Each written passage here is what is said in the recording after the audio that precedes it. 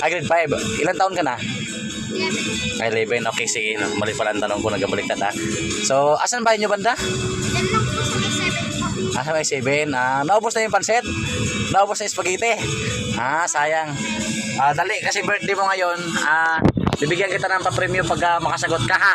Dahil pang birthday ko sa'yo yun ha. Wait lang ha. Yun guys. Meron tayong ipalaro sa kanya na kasi birthday niya eh. Yun.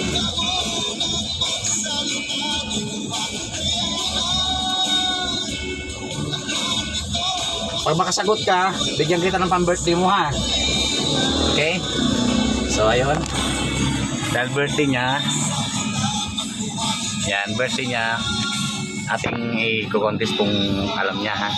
Meron lang tayong tanong ng mga 2 tanong. Meron akong tanong na 2 tanong ha. Grade 5 ka na, di ba? Okay, grade 5 siya. So lapit ka rito. Birthday mo ngayon? Okay. Sagutin mo ha. Kailangan tama sagot mo ha. Sa 2 tanong, meron tayong 100 pesos dito. Pag masagot mo yung 2 tanong ko ha. Okay. Unang tanong. Ilan ang star sa watawat?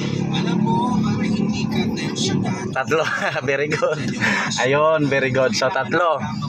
Sa pangalawang tanong, anong pangalawang tanong? Sino ang bayani ng Pilipinas? Magbigay ka na. Isa. Bayani ng Pilipinas.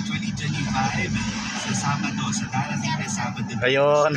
So hindi na lang natin ipakompleto yung talaga. So nasabi naman niya si Rizal. So ayun guys, nanalo siya ng Okay, thank you. Ayan. So anong sabi mo? Okay. Happy birthday ha. Okay, happy birthday. Sige, thank you. Okay. Okay. So ayun guys, simple lang naman. Nanalo siya ng 100 pesos. Ayun. Yun lang naman ang simple tanong natin sa bata na yun. Birthday daw niya kasi ngayon, habang nakahiga ako dito, humiga ako, kinatok niya ako kasi nga bibigyan daw niya ako ng spaghetti at saka pancit.